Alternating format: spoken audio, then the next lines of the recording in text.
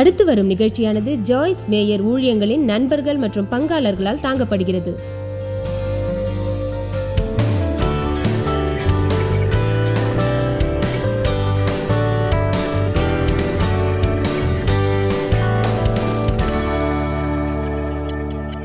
நம்மிடம் இல்லாத ஈவுகளை தேவனால் மட்டுமே வழங்க முடியும். எனவே பிறரிடம் உள்ள ஈவுகளை பார்த்து இது எனக்கு கிடைக்க வேண்டும், கிடைத்தால் நன்றாக இருக்கும் என்று நினைக்காதீர்கள். உங்களால் அதை பெற முடியாவிட்டால் அது கிடைக்காது. எனவே அதை பெறுவதற்கு என்ன செய்ய வேண்டுமோ அதை செய்யுங்கள். அதில் நீங்கள் திருப்தியோடு இருங்கள். நீங்கள் கூடுதலாக நினைப்பதை விட்டு சராசரியாக நினையுங்கள். பிறகு உங்களுக்கு தேவையானது எல்லாமே கிடைக்கும். அப்போது பிறரால் அடைய முடியாததை நீங்கள் அடைவீர்கள். உங்கள் உயரம் குறைவாக இருந்து அதை நீங்கள் விரும்பாவிட்டால், நீங்கள் உயரமாக இருப்பதையே விரும்பினால் ஜெகாயஸை நினையுங்கள். அவன் ஒரு மரத்தில் ஏறினான். பிறகு அவன் விரும்பியது எல்லாம் பார்த்தான். கேளுங்கள், சென்ற வாரம் ஒரு கூட்டத்தில் நான் பேசினேன். உங்கள் விருப்பப்படி எதுவும் நடக்காவிட்டால் உங்கள் விருப்பத்தோடு நீங்கள் சமாதானம் செய்து கொள்ளுங்கள். உங்களிடம் இருப்பது போதும். ஆமென். எதையாவது நீங்கள் அடைய விரும்பினால் அதற்காக முயற்சி செய்யுங்கள். அப்படியும் அது கிடைக்காவிட்டால் உள்ளதை வைத்து திருப்தி அடையுங்கள். அதை தழுவிக்கொண்டு உங்கள் ஆடைகளில் மறைத்து வையுங்கள். உங்களை பற்றி எனக்கு தெரியாது, ஆனால் எதையாவது நினைத்து மனத்தளர்ச்சி அடையாதீர்கள். ஆமென். உள்ளதில் திருப்தியோடு இருங்கள். உங்களை எது அதிருப்தி அடைய செய்கிறது? எந்த ஒரு விஷயம் உங்களுக்கு அதிருப்தியாக உள்ளது? உங்களுக்கு இன்னும் ஒரு பெரிய வீடு வேண்டுமா? அப்படியானால் ஒரு பெரிய வீட்டை வாங்குங்கள். ஆனால் அதை நீங்கள் சுத்தப்படுத்த விரும்ப மாட்டீர்கள். பிறகு யாருக்காவது சம்பளம் கொடுத்து உங்கள் வீட்டை சுத்தப்படுத்த விரும்புவீர்கள். ஆனால் அவர்கள் உங்கள் வீட்டை சுத்தப்படுத்திய விதம் உங்களுக்கு திருப்தியாக இருக்காது. உங்களுக்குத்தான் நான் சொல்கிறேன். அங்கே அமர்ந்து கொண்டு இதற்கும் எனக்கு சம்மந்தம் இல்லை என்று கூறாதீர்கள். அது எனக்கு தெரியும். இந்த கட்டிடத்தில் உள்ளவர் யாராவது அதிருப்தி அடைந்ததில் களைப்பாக உள்ளீர்களா? அதை ஒதுக்கி தள்ளிவிட்டு இப்படி சொல்லுங்கள், நான் நினைப்பது நடந்தால் எனக்கு மகிழ்ச்சி, நான் நினைப்பது நடக்காவிட்டாலும் எனக்கு மகிழ்ச்சி. ஆனால் என் சூழ்நிலையை, என் எண்ணத்தை கட்டுப்படுத்துவதை நான் விரும்ப மாட்டேன். நான் திருப்தியோடு உள்ளேன், நிலையானபடி உள்ளேன். அதுதான் என்னுடைய லட்சியம். நான் திருப்தியோடும் உணர்ச்சியில் திடமாகவும் இருப்பேன். அப்படி நீங்கள் இல்லாவிட்டால் தேவன் உங்களிடம் கிரியை செய்யும் வரையில் நீங்கள் அதற்காக காத்திருங்கள். ஏனென்றால் நீங்கள் விரும்பியது நடக்காத ஒரு சூழ்நிலை எப்போதும் உங்கள் வாழ்வில் இருக்கும் என்பதை தெரிவித்துக் கொள்கிறேன். மக்கள் எங்கும் உள்ளனர். அவர்கள் என்ன செய்வார்கள் என்று உங்களுக்கு தெரியாது. உங்களிடம் என்ன சொல்வார்கள் என்றும் அறிய மாட்டீர்கள். உங்கள் சூழ்நிலைகள் எப்படி இருக்கும் என்பதும் தெரியாது. ஆனால் பிறர் உங்கள் மகிழ்ச்சியை கட்டுப்படுத்துவார்கள். எனவே திருப்தியோடும் உணர்ச்சியில் திடமாகவும் இருப்பதை அறிந்து கொள்ளுங்கள். தேவன் கட்டுப்பாடோடு இருப்பதை விசுவாசியுங்கள். அவர் உங்கள் வாழ்வில் ஒரு திட்டம் வைத்துள்ளார்.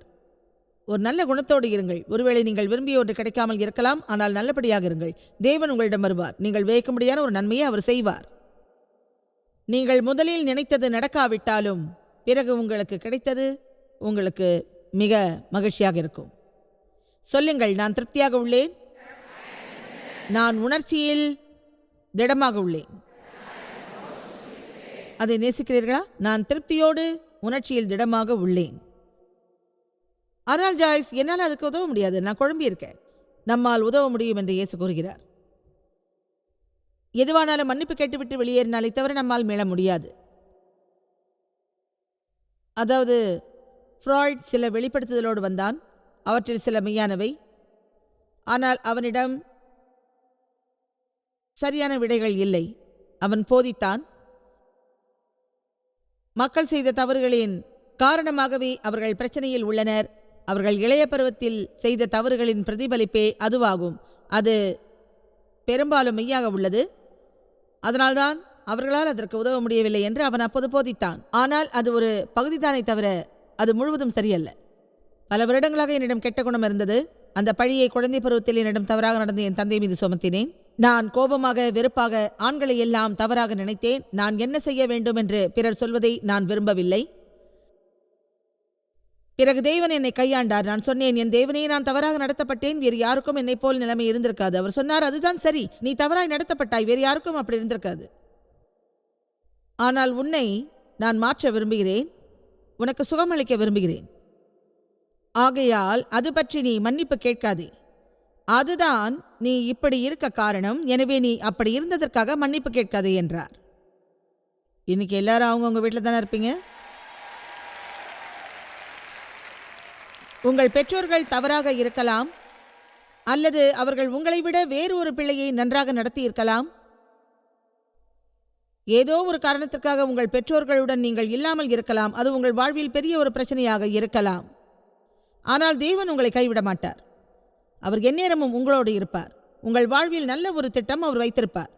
எனவே நீங்கள் வேறு விதமாக சிந்தியுங்கள். உங்களுக்கு அற்புதமான ஒரு வாழ்க்கை அமையும். இதை எப்போதும் நான் சொல்கிறேன். இன்று இதை மீண்டும் உங்களுக்காக சொல்கிறேன். என் வாழ்வில் தொடக்கம் சரியாக இல்லை. ஒரு உண்மையை சொல்கிறேன், என் முடிவு நன்றாக இருக்கும் என்பதில் நான் உறுதியாக உள்ளேன். நீங்களும் அதையே செய்யலாம். யோவான் 14:27 அதை பற்றி ஒரு நிமிடம் நாம் பார்ப்போம். இயேசு சொன்னார், சமாதானத்தை உங்களுக்கு வைத்து போகிறேன் என்று. என்னுடைய சமாதானத்தையே உங்களுக்கு கொடுக்கிறேன். உலகம் கொடுக்கிறபடியே நான் உங்களுக்கு கொடுப்பதில்லை. உங்கள் இருதயம் கலங்காமலும் அஞ்சாமலும் இருப்பதாக. இதை பற்றி கிரேக்க மொழியில் விரிவாக்க பைபிளில் உள்ளதை பார்ப்போம். நீங்கள் அஞ்சுவதையும் கலங்குவதையும் நிறுத்துங்கள். பயத்தோடு கூட அச்சுறுத்தப்பட்டு கோழைத்தனமாக நிலையின்றி இருக்க நீங்கள் எப்பொழுதும் இடம் கொடுக்காதீர்கள். அதற்கு என்னால் உதவ முடியாது, நான் குழப்பமாக உள்ளேன் என்று சொல்வதில் எந்த பயனுமில்லை. அதற்கு பதிலாக அப்படி நான் வாழ மாட்டேன் என்று சொல்லுங்கள். அடுத்த முறை நீங்கள் குழப்பமாக உள்ளதை உணர்ந்தால், நீங்கள் முழுவதும் நலமடைவதற்கு முன் நாங்கள் குழப்பத்தோடு உள்ளோம் என்று உங்களில் எவ்வளவு பேரால் சொல்ல முடியும்? அதை நீங்கள் முதலில் உணரும் போதே உங்கள் மனதிலிருந்து அதை நீங்கள் அகற்ற வேண்டும். உங்கள் உணர்ச்சிகள் பாதிக்கப்படுவதாக நீங்கள் உணர்ந்தால், உங்கள் கோபம் அதிகரிப்பதை நீங்கள் உணர்ந்தால், அதை நீங்கள் தொடக்கத்திலேயே சரி செய்ய வேண்டும். அப்படி நீங்கள் செய்வதற்கு உங்களை ஊக்கப்படுத்துகிறேன். அதை உங்கள் இருதயத்திலும் எண்ணத்திலும் வையுங்கள். நீங்கள் புரிந்து கொள்ள முடியாத விஷயங்கள் இருக்கலாம், ஆனால் ஒன்றை நீங்கள் உறுதியோடு சொல்லலாம், மன நிறைவோடு சொல்லலாம், நான் திருப்தியோடும் உணர்ச்சியில் திடமாகவும் உள்ளேன் என்று. சொன்னதை கேட்டீர்களா? இப்போது நீங்கள் சிரிக்கலாம், ஆனால் அதைத்தான் நான் செய்தேன் என்று சொல்கிறேன். அது பைபிள் சம்பந்தப்பட்டது. அது உங்கள் வாழ்வில் கிரியை செய்யும். என்னால் உதவ முடியாது, நான் குழப்பமாக உள்ளேன் என்று சொல்வதை அது மாற்றும். முதலில் நான் குழப்பமாவேன், பிறகு வருத்தப்படுவேன், அதை மோசமாக நினைப்பேன். இதற்கு முன்னால் இது போன்ற கதைகளை நான் சொல்வதை கேட்டிருப்பீர்கள். ஆனால் என்னிடம் உள்ளதில் அவைதான் சிறந்த கதைகள். என் குழந்தைகள் மீது நான் கோபமாக இருப்பேன். சினத்தோடும் பதட்டத்தோடும் வெறுப்போடும் இருப்பேன். உள்ளபடியே எனக்கு உள்ளுக்குள் கோபம் இருக்கும். நீங்கள் மிக கோபமாக இருந்தால், அதை பற்றி நீங்கள் கவலைப்படாமல் இருந்தால், நீங்கள் முன்பு கையாளாமல் விட்ட எல்லாவித கோபமும் உங்களுக்கு மீண்டும் ஏற்பட்டால், அது யாரோ ஒருவர் மீது காட்டுவீர்கள். அது நிச்சயமாக வேறு ஒருவராக இருக்கும், ஆனால் அது அவர்கள் தவறல்ல. யாரோ உங்களுக்கு செய்த தவறுக்காக பிறருக்கு விலை கொடுக்க விரும்பாதீர்கள். அது சரியானதல்ல. எனவே நான் தொடர்ந்து சொல்வேன், வே வே வே வே வே வே வே வே என் தவறை சொல்வேன். என் தேவனே, என்னிடம் என்ன தவறு என்று தெரியவில்லை. அதற்கு என்னால் உதவ முடியாது. தேவனே, அதற்கு என்னால் உதவ முடியாது. நான் உணர்ச்சி வசமாகி என் கட்டுப்பாட்டை இழக்கிறேன். அப்போது திடீரென எனக்கு ஒரு தரிசனம் கிடைத்தது. என் மனக்கண்ணால் அதை பார்த்தேன். எங்கள் போதகர் கதவுக்கு அருகே வந்தார், டோர்பெல்லை அடித்தார். பிறகு தேவன் சொன்னார், அவர் வழிகாட்டினால் உன்னால் உதவ முடியும். அது உன்னை நிமிரச் செய்யும். அதை நீ செய்து முடிக்க 2 நொடிகள் மட்டுமே தேவைப்படும். அந்த நேரத்தில் என் பெரிய பிரச்சனைகளின் நடுவே நான் இருந்தேன். அவர் ஒருவேளை டோர்பெல்லை அடித்திருந்தால் நான் சொல்லியிருப்பேன், போதகரே, தேவனை போற்றுவோம், அது நம் கடமை. குழந்தைகள் விளையாடுகிறார்கள், தேவனை போற்றுவோம். உங்களுக்கு ஐஸ் டீ வேண்டுமா? ஆஹாஹா, தேவனை போற்றுவோம். உங்களிடம் நேர்மையாக நான் சொல்கிறேன், அதில் எனக்கு திட நம்பிக்கை ஏற்பட்டது. நான் எப்படி இருந்தேன் என்பதை பற்றி தேவன் என்னிடம் பேசியதை உணர்ந்தேன். அதற்கு காரணம் சொல்வதை நிறுத்தும்படி அவர் என்னிடம் கூறினார். ஏனென்றால் நாம் உண்மையிலேயே விரும்பினால் நம்மை கட்டுப்படுத்தலாம். இன்று உங்களிடம் சொல்கிறேன், நீங்கள் உண்மையிலேயே விரும்பினால் உங்களை கட்டுப்படுத்தலாம். உங்களை சுற்றி உள்ளவரை நீங்கள் திருப்திப்படுத்த விரும்பலாம், ஆனால் உங்களை பற்றி அக்கறை காட்டாத மக்கள் உங்களை சுற்றி இருந்தால் அதை நீங்கள் செய்யாமல் இருங்கள். நமது தவறான எண்ணங்களை யாரால் அகற்ற முடியும்? நம்மை உண்மையிலேயே நேசிப்பவர்கள், நம்மிடம் நீண்ட நாட்களாக தொடர்பு உள்ளவர்கள் மட்டுமே நம்மிடமிருந்து அதை அகற்ற முடியும்.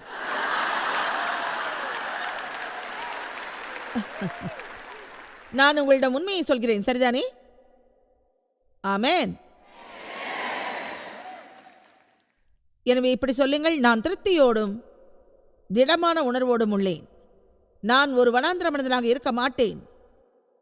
மேலும் கீழுமாக இருக்க மாட்டேன்.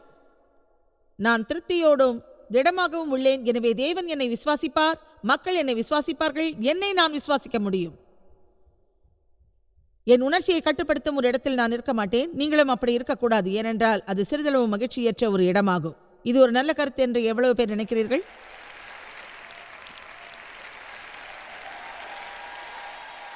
எல்லோரும் சொல்லுங்கள், நான் அதை செய்வேன். நம் உணர்ச்சிகள் நம்மை கட்டுப்படுத்தினால் அது மிக மகிழ்ச்சியற்ற ஒரு வாழ்க்கையாகும். உணர்ச்சிகள் பாவம் அல்ல, ஆனால் அதன்படி வாழ்வதுதான் சோகமாகும். நீங்கள் ஏதோ ஒன்றை உணர்ந்தால் அதிலிருந்து விடுபட எதுவும் செய்ய வேண்டிய அவசியம் இல்லை. நீ கோபமாயிருந்தாலும் பாவம் செய்யாது என்று வேதம் சொல்கிறது.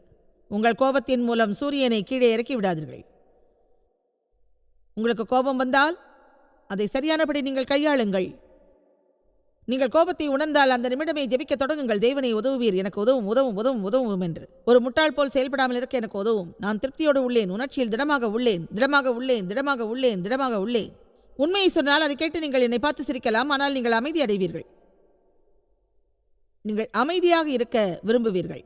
நீங்கள் அமைதி அடையும் வரை அந்த 25 முறை நான் சொல்வேன். நீங்கள் கேட்கலாம், ஜாய்ஸ் எப்படியெல்லாம் பைபிளில் இருக்கான்னு. ஆம், நீங்கள் விரும்பியது கிடைக்கவில்லையே என்று நினைக்காமல் இருந்தால் உங்கள் வாழ்வில் நீங்கள் திருப்தியாக இருக்க முடியும். உங்களிடம் இருப்பதை வைத்து திருப்தி அடையுங்கள், அதற்கு நன்றி சொல்லுங்கள். அதுவே நீங்கள் திருப்தி அடைந்ததற்கு சான்றான ஒன்றாகும். உண்மையாகவே இதை சொல்கிறேன். ஒவ்வொரு விஷயத்திலும் நீங்கள் நன்றியோடு இருக்க முயற்சி செய்யுங்கள். பிறர் உங்களுக்காக செய்ததற்கு நன்றி சொல்லுங்கள். அவர்கள் உங்களுக்கு செய்யாததை பற்றி நினைக்காதீர்கள். உங்கள் வேலை உங்களுக்கு பிடிக்காமல் இருக்கலாம், ஆனால் அதை கொடுத்ததற்கு தேவனுக்கு நன்றி சொல்லுங்கள். அது நிச்சயம் வேறு யாருக்காவது பிடிக்கும். உங்கள் வாழ்க்கை துணை பிடிக்கவில்லை என்று முன்பே சொல்லியிருந்தால் சிந்தித்து பாருங்கள், அதில் வேறு ஒருவர் சிக்கி இருப்பார்.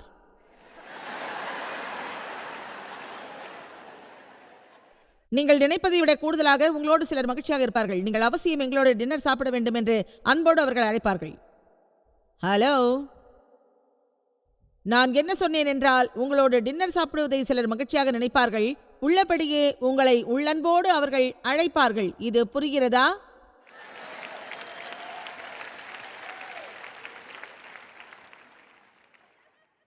மேலும் சில நிமிடங்களை நீங்கள் எடுத்துக்கொள்ளலாம். அதுக்காக என்ன முறைச்சு பார்க்காதீங்க. உங்களை கவலைப்படுத்தும் விஷயம் எது என்பதை முதலில் அறியுங்கள். அதன் மூலமாக பிசாசு உங்களை கவலைப்படுத்த விரும்புவான். எனவே ஒரு தீர்மானத்தை நீங்கள் எடுங்கள். அதில் நிலையாகவும் உணர்ச்சியில் திருப்தியோடும் இருங்கள். அதன் மூலம் பிசாசை நீங்கள் கவலைப்படுத்தலாம். அதை பற்றி அரை மணி நேரம் பேசக்கூட தயாராக இருக்கிறேன். நாளை காலையும் அதை பற்றி பேசுவேன். ஏனென்றால் இந்த கூட்டத்தில் நான் சொல்ல வேண்டிய முக்கியமான விஷயம் அதுதான். அப்படித்தான் நான் நினைக்கின்றேன். தேவன் என் தேவைகளை அபரிமிதமாக வழங்குகிறார். குறைவுள்ள குணத்தோடு இல்லாமல் நிறைவான குணத்தோடு நீங்கள் இருக்க வேண்டும். உங்கள் வாழ்வில் பிரச்சனையை எதிர்பார்க்காமல் நிறைவான விஷயங்களை நீங்கள் எதிர்பாருங்கள்.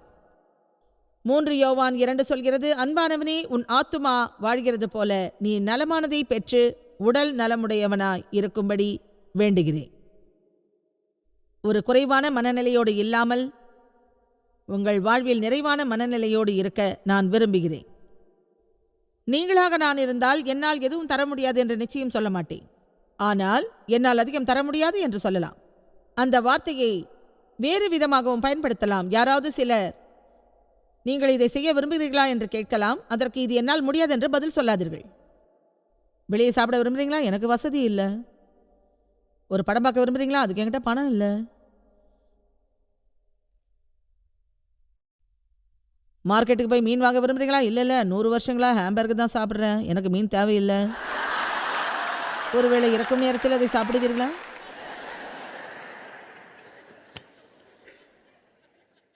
இப்படி சொன்னால் என்ன? இப்போது அதற்கெல்லாம் செலவழிக்க வேண்டிய அவசியம் எனக்கு ஏற்படவில்லை. ஆனால் என்றாவது ஒரு நாள் அது எனக்கு தேவைப்படும் போது அதற்காக நிச்சயம் நான் செலவழிப்பேன், அது உறுதி.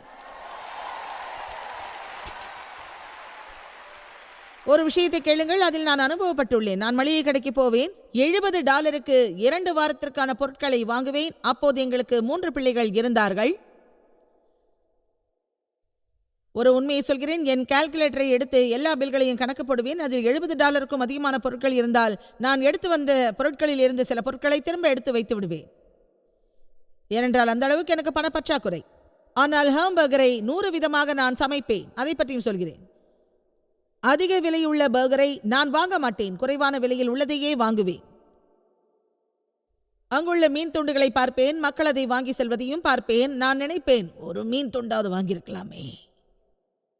முணுமுணுத்தபடி மளிகை கடை விட்டு வெளியே செல்வேன். உங்களுக்கு சொல்வதற்கு சில வேடிக்கையான கதைகள் என்னிடம் உள்ளது. தேவன் எனக்கு நிறைவான வாழ்க்கையை அமைத்து தர முயற்சி செய்தார். நிறைவான மனநிலை வழங்கவும் விரும்பினார். ஆனால் நம் வாழ்க்கையில் மாற்றம் ஏற்பட நமக்கு சரியான மனநிலை தேவை. எனக்கு மலிவான ஒரு மனநிலை உள்ளதென்று அவர் என்னை ஒப்புக்கொள்ள வைத்தார். அவர் சொன்னார், நீ எதை செய்தாலும் அதை மலிவான முறையில் செய்கிறாய் என்று. பழைய பிரெட்டை நான் வாங்குவேன், ஏனென்றால் அது 10 சென்ட் விலை குறைவு. மளிகை கடையில் சேதமடைந்த பாஸ்கெட் கீழே கையை விட்டு பொருளை தேடுவேன். அதனுள்ளே எதுவும் இருக்க வாய்ப்பில்லை. இருந்தாலும் சேதமடைந்த பாஸ்கெட்டை அங்கே வைத்திருப்பார்கள். அது இப்போதும் இருக்குமா எனக்கு தெரியாது. அங்கே சேதமடைந்த கேன்கள் இருக்கும். அதில் எந்த லேபிளும் இருக்காது. அதன் விலை 10 சென்ட். ஆனாலும் அதன் உள்ளே நான் கையை விட்டு தேடுவேன். அப்போது நான் பைபிள் வகுப்பில் போதிக்க தொடங்கிய நேரம் தேவன் என்னுடைய மனநிலையை மாற்ற முயற்சித்தார். எங்கள் வாழ்வில் குறைவாக இல்லாமல் மாறாக நிறைவானவற்றை தருவதற்கு அவர் விரும்பினார். அநேக மக்கள் குறைவோடு இருப்பதையும் அநேக மக்கள் நிதி பற்றாக்குறையோடு இருப்பதையும் நான் மிகவும் நன்றாக அறிவேன். ஒரே நாளில் உங்களுக்கு நான் வழங்கும் விடை இதுதான் என்று சொல்ல மாட்டேன். ஆனால் உங்களுக்கு விருப்பம் இல்லாத எதையும் தேவன் வழங்க மாட்டார் என்று நான் உறுதியாக சொல்லுவேன். எனவே எதையும் வித்தியாசமாக சிந்திப்பதை நீங்கள் அறிய வேண்டும். இப்போது நீங்கள் ஏதாவது ஒரு இடத்தில் இருப்பீர்கள். அதனால் உங்கள் வாழ்நாள் முழுவதும் நீங்கள் அங்கே இருக்க வேண்டும் என்பது அவசியமில்லை. நான் அந்த மளிகை கடை முழுவதையும் சுற்றி வருவேன். இது என்னால் வாங்க முடியாது, அது என்னால் வாங்க முடியாது, இது என்னால் வாங்க முடியாது, அது என்னால் வாங்க முடியாது. ஒரு முறை என் மிக நெருங்கிய நண்பரும் சொந்தக்காரருமான ஒருவரோடு ஒரு மளிகை கடைக்கு சென்றேன். அவர் வழக்கமாக செல்லும் கடை. அங்கிருந்த மயோனஸை வாங்க விரும்பி ஸ்ரீ ஜாடி ஒன்றை தேர்ந்தெடுத்தேன். அவர் சொன்னார், எதுக்கு நீ இதை வாங்குற, பெருசா வாங்கக்கூடாதா என்றார். எனக்கு தெரியும் என்னால் அந்த பெரியதை வாங்க முடியாது என்று. அது என்னை பைத்தியமாக்கியது. நான் மிகவும் கொதிப்படைந்தேன். என் வேதனை அதிகரித்தது. எதனால் போதுமான பணம் என் கையில் இல்லை? அங்கு ஏன் சென்றேன் என்று நான் நினைத்தேன். அங்கே எதற்காக நான் கால்குலேட்டரை எடுத்து செல்ல வேண்டும்? பிறகு எதற்காக ஒவ்வொன்றாக எண்ணி பார்க்க வேண்டும்? அந்த கடை முழுவதையும் நான் சுற்றி வருவேன். மற்றவர் எல்லோரும் தாங்கள் விரும்பியதை வாங்குவார்கள். ஆனால் என்னால் அது முடியாது. அதனால் பைத்தியமாவேன். என்னுடைய பாவமன்னிப்பு எல்லாம் தவறானவை. என் நினைவுகள் எல்லாம் தவறானவை. ஆனால் சில ஆண்டுகளுக்கு பின் தேவன் எனக்கு போதித்தார், நீ அந்த மளிகை கடைக்கு போகிறாய், ஹாம்பர்கை எடுக்கும்போது யாராவது ஒருவர் நீ விரும்பியதற்கெல்லாம் அங்கே பணம் கொடுப்பார் என்று எதிர்பார்க்கிறாயா என்று. அதற்கு நான் சொன்னேன், எனக்கு கால்குலேட்டர் தேவையில்லை, கூப்பன்கள் தேவையில்லை. அதற்கான பணத்தை வழங்குவது பற்றி எனக்கு எந்த கவலையும் இல்லை. அதற்கான நாள் வரும். நீங்கள் ஏதோ ஒரு இடத்தில் இருக்கிறீர்கள் என்பதற்காக வாழ்நாள் முழுவதும் அங்கே நீங்கள் தங்க வேண்டிய அவசியம் இல்லை. மளிகை கடையில் இருந்த அந்த நாளை நான் நினைத்து பார்க்கிறேன். அந்த நினைவு எனக்கு வந்தது. அதை பற்றி நினைப்பதற்கு எனக்கு வருத்தமாக இருந்தது. தேவன் ஏன் எனக்கு நிறைவானதை தரவில்லை? அதிகபட்சம் 10 சென்ட்டுகளை அவர் வழங்கியிருந்தால் புதிய பிரெட்டை வாங்கியிருப்பேன். ஏனென்றால் என்னால் அதை கொடுக்க முடியவில்லை. நாங்கள் பணத்தட்டுப்பாடோடு இருந்தோம். அதனால் நான் விரும்பியது எதையும் என்னால் செய்ய முடியவில்லை. ஆனால் நான் சிலவற்றை செய்திருக்கலாம். அந்த சேதமடைந்த கூடையில் என் கையை விடாமல் இருந்திருக்கலாம். லேபிள் ஒட்டப்பட்ட பொருட்களை நான் வாங்கியிருக்கலாம். அதன் மூலம் நான் எதை வீட்டுக்கு கொண்டு செல்கிறேன் என்று அறிந்திருக்கலாம். பூனையே இல்லாத போது பூனையின் உணவோடு நான் சென்றேன்.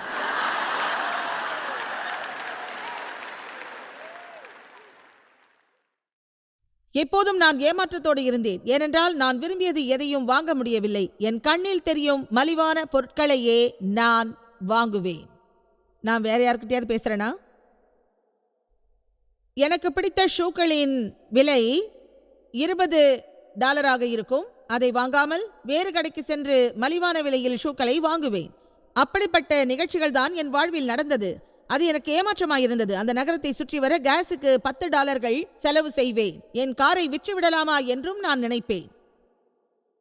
உங்களை நான் நெருங்கிவிட்டேன். இன்னும் சொல்கிறேன்.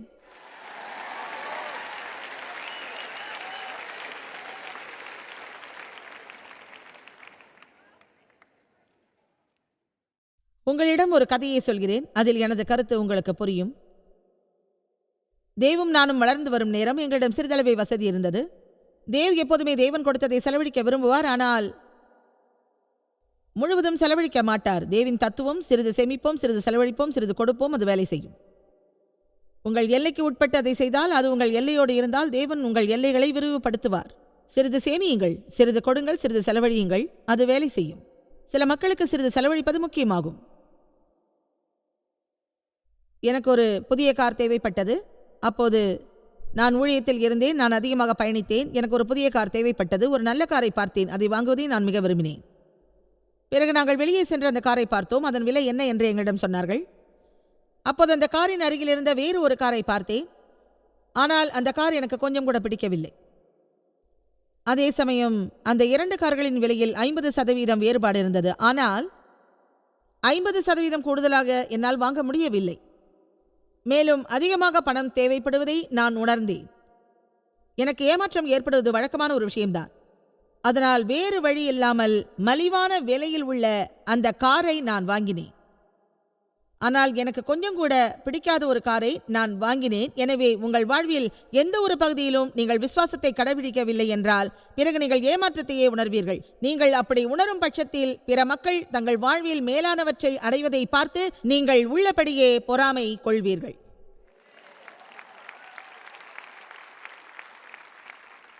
பிறகு தேவ் சொன்னார், நீ விரும்பிய கார்தானே உனக்கு வேண்டும், தேவன் அதற்கு பொறுப்பேற்பார்.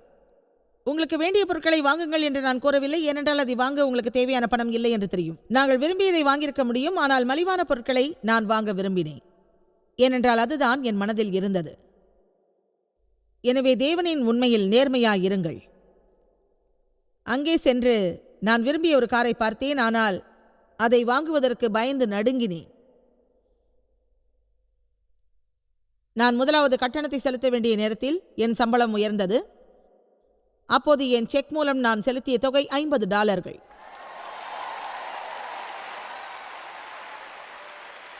அது தற்செயலாக நடக்கவில்லை, அது ஒரு விபத்தும் இல்லை.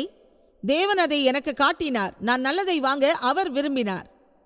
என் மனதில் அவரை குறித்து மகிழ்ச்சி அடைந்ததால் அவர் அதை எனக்கு காட்டினார். அதை நான் வாங்க விரும்பினேன். அதற்கான விருப்பத்தை அவர் என் இதயத்தில் வைத்தார். என்னிடம் இல்லாத எதையும் அவர் எனக்கு தரவில்லை. நீங்கள் வெளியே சென்று நீங்கள் விரும்பிய எல்லாவற்றையும் வாங்குங்கள் என்று நான் உங்களிடம் சொல்லவில்லை, ஆனால் உங்கள் குணத்தை மாற்றுங்கள் என்றுதான் சொல்கிறேன். ஏனென்றால் நமது தேவன் நிறைவான ஒரு தேவன். அவர் சொன்னார், என் வீட்டில் நிறைய விடுதிகள் உண்டு, ஆனால் என் வீட்டில் சிறிய நெருக்கடியான குடியிருப்புகள் உண்டு என்று அவர் சொல்லவில்லை.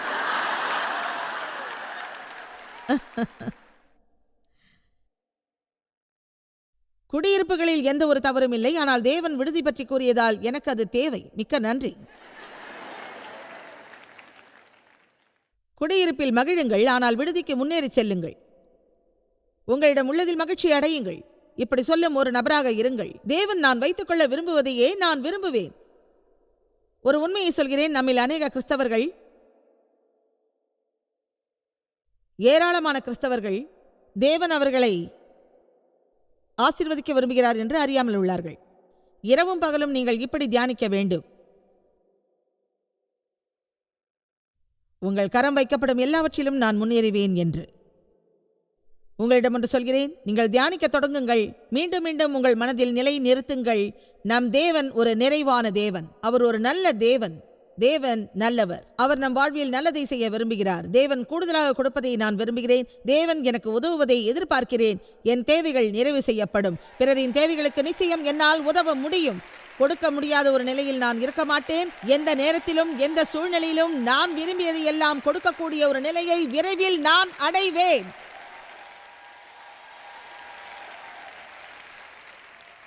ஆனால் உங்கள் மனநிலை மாற வேண்டும். என்னால் அது முடியாது என்ற எண்ணத்தை நீங்கள் அகற்ற வேண்டும். நான் மலிவான ஒன்றைத்தான் இப்போது வாங்கப் போகிறேன். உங்களிடம் உள்ளதில் எது மலிவானது? அந்த வார்த்தையை உங்கள் மனதில் இருந்து அகற்றுங்கள். தேவனின் ஒரு பெயர் எல்ஷடாய், எல்ஷீப்பர் அல்ல. எல்ஷடாய் என்பதன் அர்த்தம் எல்லாம் நிறைந்த ஒன்று. தேவைக்கு அதிகமான தேவன். அது அவருடைய ஒரு பெயர். அவர் தேவைக்கு அதிகமான தேவன். தேவன் உங்களை ஆசீர்வதிக்க விரும்புகிறார். அவர் உங்களை நிறைவாக ஆசீர்வதிப்பார். நீங்கள் எங்கு இருக்கிறீர்கள் என்பது முக்கியமல்ல, எல்லோரும் எங்கோ செல்ல வேண்டும். தேவன் எல்லோருக்கும் உதவ விரும்புகிறார். நமது வாழ்வில் கூடுதலாக கொடுப்பதையே அவர் விரும்புகிறார். எனவே மேலும் அதிகமானதை நாம் பெறலாம். நமது தேவைகளை அவர் சந்திப்பார். அதே சமயம் பிறருக்கு நாம் ஆசீர்வாதமாக இருப்பதையும் அவர் விரும்புவார். நாம் ஒரு ஆசீர்வாதமாக இருக்க ஆசீர்வதிக்கப்படுகிறோம். தேவனின் வார்த்தையை நாம் எல்லோரும் தியானிக்க வேண்டும். அது மிக முக்கியமான ஒன்று. அதை நாம் சிந்தித்து பார்க்க வேண்டும். அதன் அர்த்தம் நம் அன்றாட வாழ்வில் அது ஒரு பகுதியாக இருக்க வேண்டும்.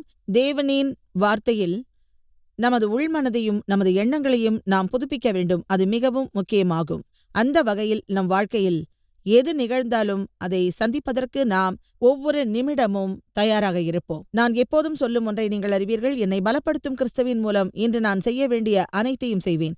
ஆனால் அதை செய்வதற்கான ஒரு புதிய வழிமுறையை பற்றி அறிய வேண்டும்.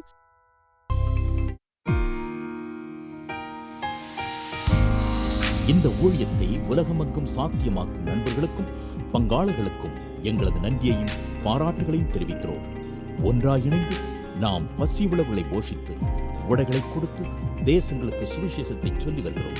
எங்களை தொடர்பு கொண்டு www.jmumindia.org உங்கள் ஜெப தேவைகள் மற்றும் எங்களின் வெளியீடுகள் பற்றி அறிந்து ஜாய்ஸ் அவர்கள் நிகழ்ச்சிகளை அறிந்து எங்களோடு இணைந்து தேவ அன்பை உலகிற்கு பரவச் செய்யுங்கள்.